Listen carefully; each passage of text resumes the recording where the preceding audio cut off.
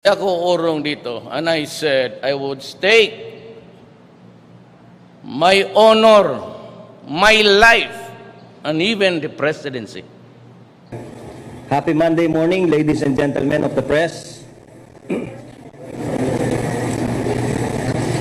We have just concluded a meeting with the producers of Ang Provinciano, wherein we formalized the more salient points of our dialogue through a memorandum of understanding that I signed with Ms. Socorro Vidañez and Mr. Roldeo Endrinal, Business Unit Head and Head respectively of Dreamscape, representing ABS-CBN Corporation. Until the succeeding season of Ang Provinciano, we hope to put all the animosity and clashing opinions behind us and introduce to our countrymen the true-to-life Filipino police officers imbued with the finest tradition of valor, service, and sacrifice for God, country, and people. May we now shift the discussion to real issues that confront the real-life PNP in our continuing campaign against crime, illegal drugs, and corruption. I'm glad to be back home from the fruitful 4-day General Assembly of the International Crime Police Organization in Dubai, United Arab Emirates. The Philippine delegation to the 84th Interpol General Assembly brings back encouraging prospects for better cooperation in law enforcement and domestic security. The tri-agency Philippine delegation was represented by the PNP, which is the Interpol National Central Bureau in the Philippines, the Philippine Drug Enforcement Agency, and the Philippine Central Center on Transnational Crime, or PCTC. With the team policing in the information age, the 84th Interpol General Assembly tackled issues on the new dimensions of crime that interplay with terrorism, drug trafficking, and other forms of transnational criminal activity through the darknet and underground economy. I share the observation of Interpol Secretary General Jordan Stapp that police needed to embrace technology and innovation to stay a step ahead of sophisticated cyber criminals. The venue of the 2018 Interpol Assembly showcases this observation as Dubai serves as a model city and perfect example of heavy investment in technology-based smart policing that we personally witnessed and experienced. On the sidelines of Interpol General Assembly, the PNP delegation held a bilateral meeting with the Singapore Police Force delegation led by Commissioner Hong T-Tek, with whom we discussed matters of mutual concern regarding information sharing on wanted fugitives, trafficking in persons, smuggling, and drug trafficking. The PNP delegation also forged 2 memoranda of understanding with the National Crime Agency of the United Kingdom, represented by Director General Lynn Owens, regarding cooperation and exchange of information against organized crime, and with the Australian Federal Police, led by Commissioner Andrew Colvin, on wider areas of cooperation with the Philippine and Australian police forces to strengthen the existing framework originally established by an earlier MOU between the Australian Federal Police and the Philippine National Police, signed in Canberra on October 2, 2012, for cooperation on law enforcement through consultations and information sharing in all areas of law enforcement and conduct of coordinated operations across all transnational crime types and cooperative assistance in the field of capacity building and professional development. In other developments, we have synchronized our tiered response to Memorandum Order Number 32, issued by Executive Secretary Salvador Medialdea on November 22, 2018, that reinforces the guidelines in implementing measures to suppress and prevent lawless violence, specifically in the BICOL region and the SAMAR and NEGROS provinces, in relation to Proclamation Number 55, declaring a state of national emergency. At national, regional, and provincial levels, we are realigning deployment of forces according to the prevailing intelligence assessment and threat evaluation, with the underlying objective to thwart any attempt by domestic threat groups to commit acts of violence in these areas. We have alerted all maneuver and territorial police forces forces in these areas to assume an active defense posture while stepping up proactive operations to suppress lawless violence and acts of terror and prevent this from spreading to other localities. Meantime, we are continuously validating reports of the active collusion by some local politicians with organized crime groups engaged in kidnapping for ransom, presumably for fundraising purposes. Reports of this nature have been monitored in some parts of Mindanao, particularly in known areas of operation of kidnapping gangs. Amidst all these developments, we mourn the loss of another police officer who exhibited larger-than-life human qualities when he offered the supreme sacrifice in the line of duty yesterday afternoon in Pasay City. Police Senior Inspector Manuel Jr. Taytayon of the Pasay City Police Station Intelligence Section succumbed to multiple gunshot wounds when he traded gunfires in a face-to-face confrontation with wanted fugitive Martin Delenios, the confessed killer of Grab driver Gerardo Maquidato Jr. Suspect Delenios died on the spot when Police Senior Inspector Taytayon fired back as he fell. The PNP assures the orphan family of Police Senior Inspector Taytayon of every possible assistance within our means, if only to alleviate their suffering. The PNP will never run out of heroes because many more good men in the police service will not hesitate to go the way of Police Senior Inspector Taytayon. The Officer Corps and rank and file join me in prayer for the eternal repose of his soul. May he rest in peace. Thank you and good morning. Thank you, sir. First question will come from Alfred Alazar, People's Bank. Morning, sir. Doon sa meeting nyo lang sa probinsya, nireklamo mo last week dahil yung portrayal ng chief and other officers na corrupted na kabaligtaran sa totoong buhay at sinasabi. Ano po ang assurance ng ABS na mababago? Well, we didn't, basically we didn't ask for any assurance. No? Wala namang assurance yun kasi ayaw naman nating totally baguhin yung kanilang script kung talagang gano'n. But I think ang nakita natin dito, they fully understood yung ating sentiments dito. At we are very thankful for that. And for the next mga series siguro, doon na natin makikita yung mga pagbabago. But basically, sabi ko nga, hindi naman tayo nanghingi sa kanila na totally baguhin yung ano nila. And ang pasasalamat natin dyan ay maganda yung pag-receive sa atin yung mga sentiments natin. So, we expect na hindi naman, sabi ko nga, hindi naman para baguhin, pero with the understanding that we have, basically, magbabago yan. And we also pledge yung full support naman natin sa kanila para kung talagang i-portray nila yung talagang true-to-life story ng PNP, actually the national headquarters ay open sa kanila, sabi ko nga, kung kailangan nilang gamitin yung ating mga facilities dito. If only para mapalabas na kung ano talaga yung totoo nangyayari. So, sir, ibabalik mo na yung support sa kanila, yung mga patrol cars? Yes, kasama dun sa MOU yan. Kasama sa MOU yan. Dun sa ano. But of course, with supervision.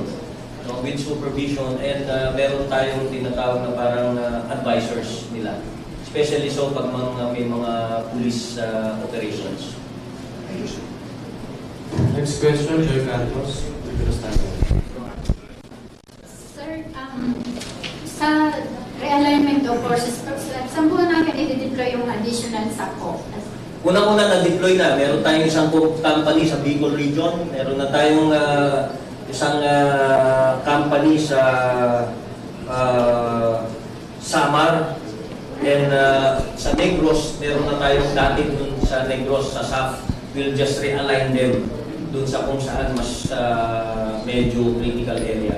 Sir, ilan po yung overall deployment sa mga critical areas? Actually, we have the territorial units already. No? Ang gagawin na lang natin is probably we will redeploy or realign yung deployment ng ating mga mobile forces, yung mga regional mobile forces natin lalo na. Dito, makikita natin siguro yung mga naka-reserve sa atin sa mga iba't ibang mga regions ng mga regional mobile forces, they'll be probably be deployed to the different provinces. But as of this time, ang augmentation natin is as paglabas nitong memo na to, I gave directive to the Director of the Special Action Force na mag-deploy agad ng tag-isang company dito sa sinabing BICOL region at saka sa SAMAR area. Yun ang additional natin na deployment coming from the national headquarters. Sabi po ni President, may state of violence dito sa mga areas na to. But are you still open to localize this stock despite of the CPP in favor to Scaldagere and Metro? Paano po kung magiging adjustment natin? Yes, actually, sinabi nga natin na sinasabi nila palagi daw nag-back down yung peace talks. It never back down. The back down na sinasabi is the national peace talks, the national level. We all have the localized peace talks. No, kaya hanggang ngayon, makita natin, marami pa rin nagsusurrender sa atin na members ng CPP NPA. So, just for today, meron nga tayong representa doon sa National Peace and Order Council na kung saan may nag-surrender another, I think mga 6 or 8 of them together with their firearms. So, yung localized peace talks natin ay hindi nawawala yan. It's there. Lahat, and I think mas nagiging effective ito kasi sila mismo at mga local chief executives natin ang mga involved dito, and also our territorial units plus of course yung ating counterparts sa armed forces of the Philippines. Sir, isa na lang po. Yung sa Interpol, sir, between the Russian Chipopolis and Zaporizhzhia Chipopolis, whom did you vote and why? Yung alin? Yung sa votation po sa between the Russian Chipopolis and dun sa Korean Chipopolis, whom did you vote and why? Yung ano kasi is the number one, yung sa Korean police natin, marami na kasi tayong naging close coordination, partnerships, cooperation, collaboration, and also mga meron, I don't know kung meron tayong existing na mode sa kanila.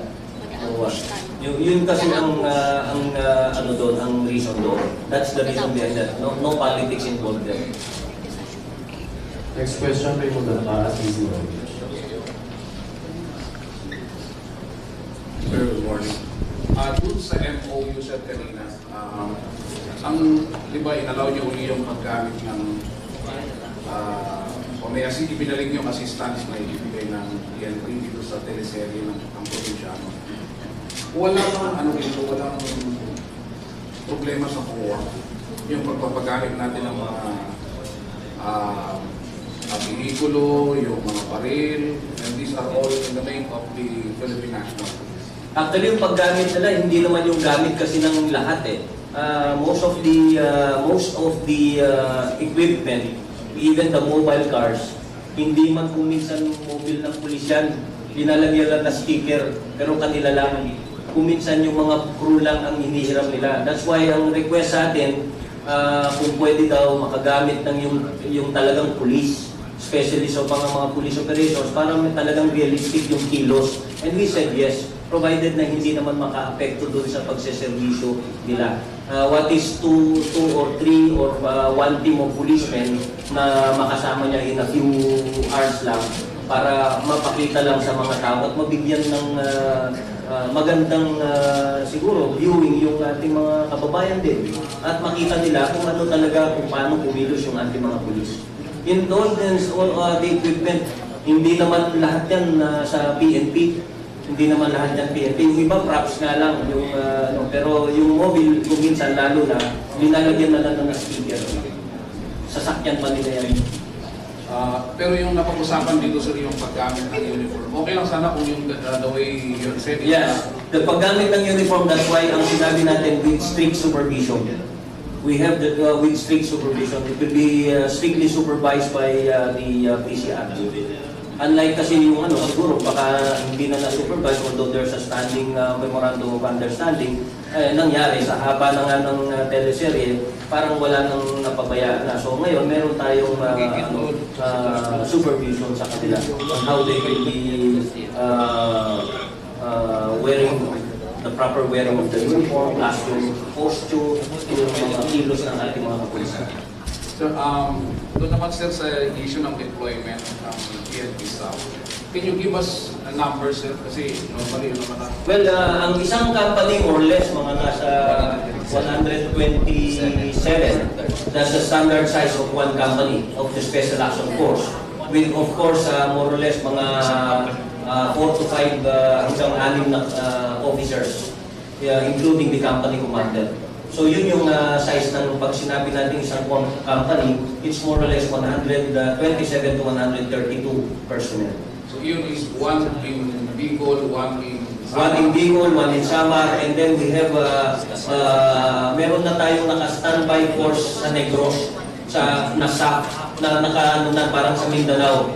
Semi-permanent na sila doon, so we'll just realign their, their deployment doon sa Negros. So we did not bring additional forces sa Negros area.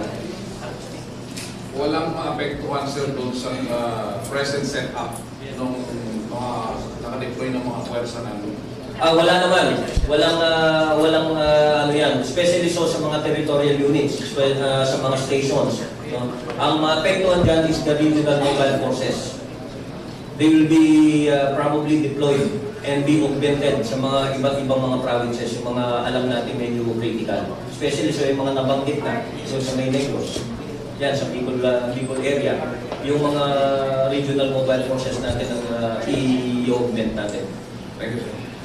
Next question, Marizumari Chavez.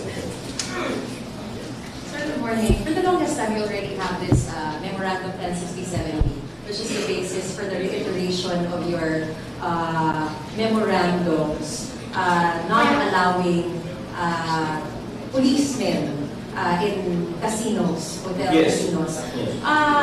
Sir, what do you think was the reason or the trigger for the President to continuously mention his itong directive niya not to allow policemen? As I remember po kasi meron ng cabinet meeting that you had with the President where he already mentioned that at nagkaroon kayo ng memorandum order reiterating this order. And then just recently when he was in Cavite, he again mentioned this directive. As a matter of fact, meron siyang babala na talagang pag nakita raw niya, sasagasaan niya o kaya mag-assign siya ng army na lang, magparilan na lang daw ang mga police at army doon. What do you think was the trigger for the President to continuously issue such directive and even warnings, sir?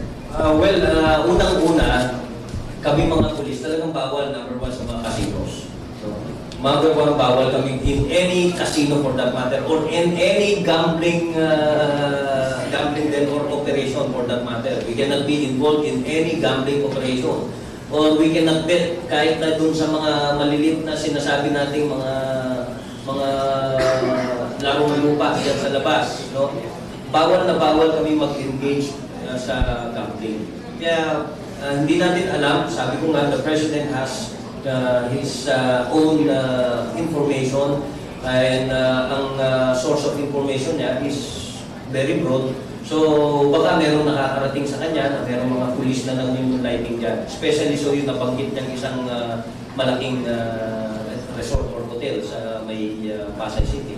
Sir, do you still have reports of policemen na nagpapautang dun sa mga casinos? Kasi he made mention of Okada. Alam kong isa, that's one. Yung na-mention na yan is when I was the regional director of the National Capital Region Police Office, naposyonan na nga natin yung mga pulis dyan na pilit pa rin, no, nag-i-invest sa mga gadon, sa mga scam. Masabi natin yung walang pinag-iba sa pyramiding yun na nag-aalok siya ng 15 to 20% a month na interest, no?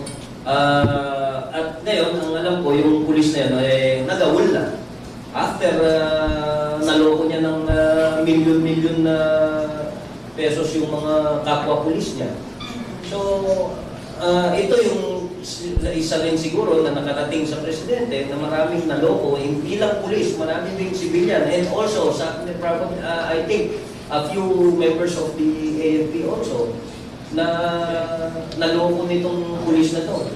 Sir, just within this year, if I remember correctly, there are 4 reiterations, memorandum of orders, reiterating this 4 times already. January, April, September, and then the last one was after the directive of the President in Cavite. So, you think the reiteration has been effective? Ano po ba ang magiging order ninyo? Para talagang, hindi na kailangan i-reiterate since total, meron naman na kayong ganitong order. Well, sometimes kasi, sometimes, sabi ko nga, meron pa rin kasing namumonitor tayo na despite itong mga caution natin, mga reminders natin, sabi ko nga, meron pa rin remember, meron nga nahuling mga pulis, alam ko yung CITF na pumapasok sa sa mga casinos Kaya kung minsan, sabi ko nga, in spite of these reminders, meron talagang matigas ang ulo Meron talagang mga misguided souls sa amin Ano gagawin? Pero, unang-una sila, they will face dismissal. Very harsh. Yes, they will face dismissal. Minimum yun, dismissal from the service. Because that is violation of a direct order. No? Ang dyan is minimum yan. Pinaka-minimum na yung dismissal from the service. Okay, sir, one last. Tungkol po dun sa sinabi niyo na you're strictly monitoring the active collusion of politicians with some gun for hire perhaps. Ano po ba ang trigger nito and what is the basis? Ganong kalalim ba yung nakukuha na nating intelligence report para masabing meron talagang collusion between political families perhaps or candidates and some gun for hire men? Unang-una, hindi pa natin talaga ma-establish na there's collusion. No? That's why we need to develop conduct ng case build-up dito. Although these are all based on the intelligence information that we receive, that we gather. So based from the intelligence reports that we gather, kailangan namin mag-conduct ng case build-up dito. At of course, this is quite dangerous dahil of the upcoming election. Hindi natin pwede pabayaan ito. Dahil lalong-lalo na sa parting Mindanao where incidents of kidnapping are still happening. Sir, saan particularly sa Mindanao? And meron po ba tayong previous case na yung kidnapping was kumbaga related to a politician, an order of a politician para magkaroon siya ng political funds? Yung kasi sinasabi nating relation na talagang directly linking to the politician, napakahirap. Napakahirap. But we sometimes, sabi nga, you just have reason to believe na parang merong collusion yan. So, yung kasing pagkuha ng physical evidence, yung talagang mag-link dun sa politician or a local chief executive for that matter, napakahirap. Napakahirap natin gawin. The only thing that we can do is to prevent it from happening. Saan banda sa Mindanao? Tsaka gano'ng maraming politicians ang monitor na natin ngayon? Mangilan-ngilan lang naman ito. Hindi naman Mangilan-ngilan is less than 10? Wala tayong specific na number as of this time. Wala pang number. Kasi it's Lugar, sir, all lugar. for validation. Lugar lang, sa Mindanao. Ang ano kasi dyan is ang mga incidents of kidnapping kasi basically halos sa Mindanao Meron yan sa Basilan, mga kidnapping dyan sa Basilan. Meron sa may part ng Zamboanga, may mga kidnappings dyan. So ito yung mga areas na nakikita natin na part ng, remember, there were incidents of kidnappings before those mga areas na yan. Posible ba sila nang nagkakaroon din ng pollution with the Abusayak member? Yun ang titignan natin. That is part of our investigation. Kasi basically, sino ba yung mga basically involved sa kidnapping, kundi yung mga ASGs. Sila talaga ang problema sa So lumalakas pa ulit ang Abusayak ngayon? Hindi siguro. I don't think na yung masabi natin lumalakas, hindi siguro. Because of the continuous operations of the AFP and the PNP there. Plus of course, yung mga ano pa, yung nakukuha natin assistance, technical assistance for that matter sa ating mga ibang counterparts, local counterparts na Thank you, sir. massive ang police operations at saka military operations sa mga areas nila. So I don't think na makapag-increase pa sila ng puwersa nila. Salamat po. Last few questions coming from Kai Gonzalez, important. Sir, good morning. Sir, balikan ko lang po yung sa MOU. Confirm and clarify ko lang po yung mismong gist ng doon. Tama po ba, sir? Ibabalik yung support ng PNP to equipment, uniform, and facility as long as hindi negatively i-operate yung PNP. Tama po ba? For as long as well. As long as hindi negatively i-operate yung Hindi naman that negative, hindi naman natin sinabi yun. Hindi naman natin sinabi na ilalabas puro what's reality. Basically, it's for the story to be more realistic lang. Pero it's not necessarily palaging favor sa PNP. Hindi naman ganoon.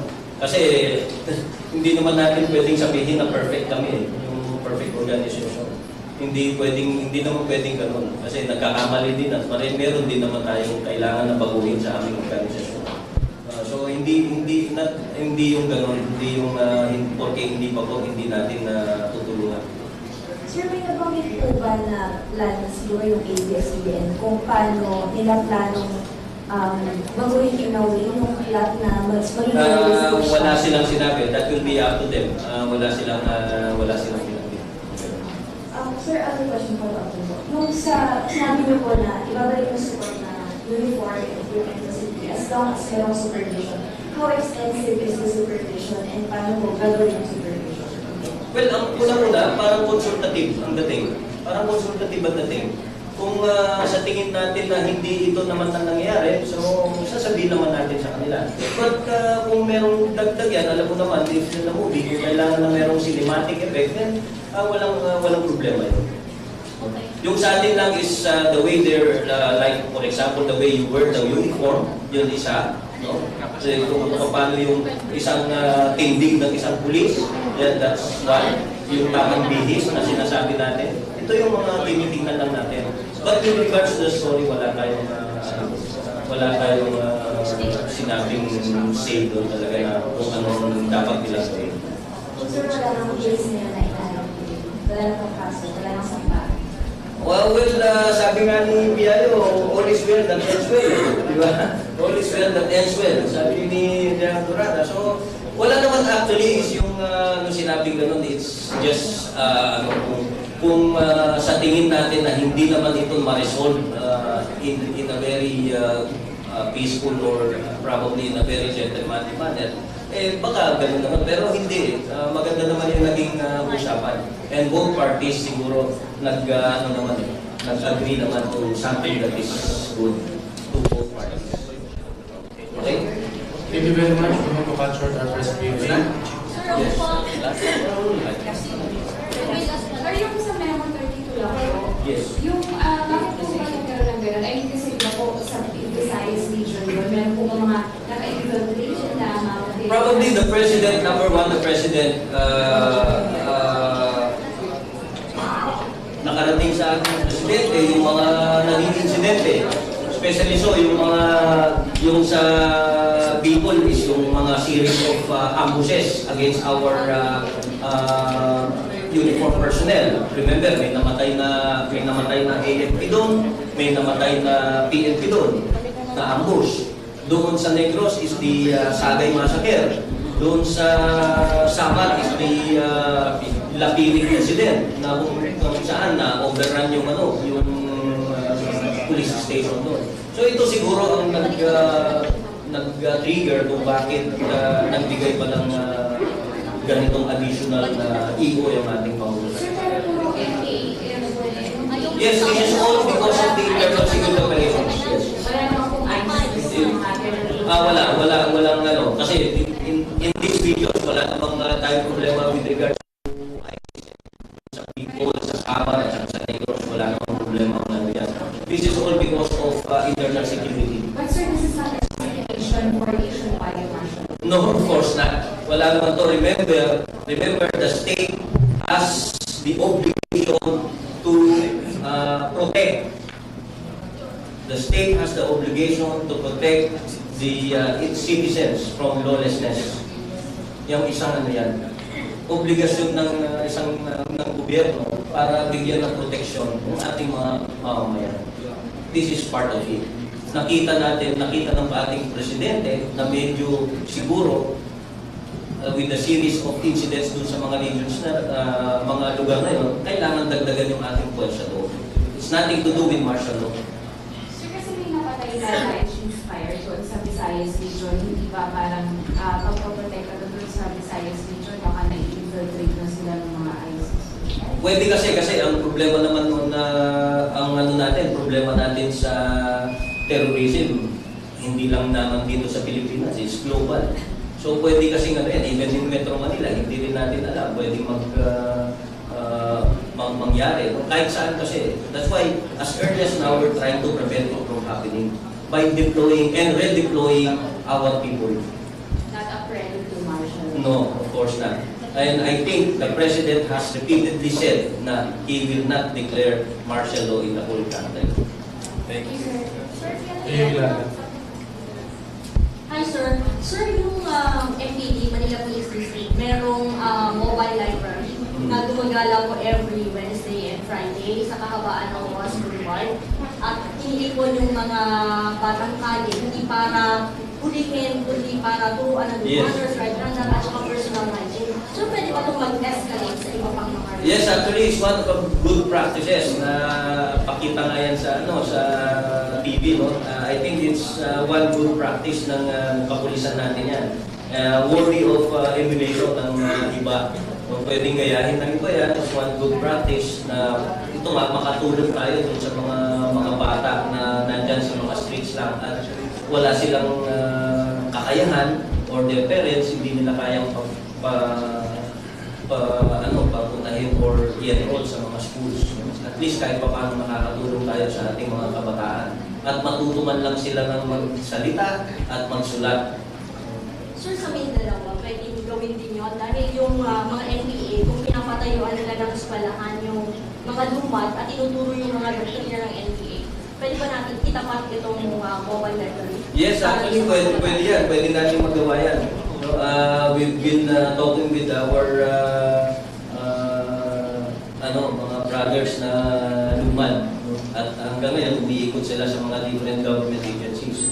At doon nga natin nakita, nalaman na mayroong school doon na tinuturo, iba. Yung pagbansang awit nila ay iba din. These are really very dangerous. So I think kung pwede nating magawa yan doon sa Mindanao, gagawin natin. Sir, last na lang. Sir, kailan na pala yung meeting nyo with the AFP regarding po sa Memo 32? And doon po sa martial law extension, kailangan po pa daw na i-consult ang PNP regarding dito, sabi ng AFP. Wala pa siyang specific na schedule, but we'll be having the National Peace and Order Council meeting today sa Davao. Definitely may mga AFP counterparts doon. Dito siguro ngayong araw na to makonfirm kung anong date yan. Sa ngayon wala pa. Okay? Thank you and good morning. Thank you, sir. Have a safe flight. National Peace and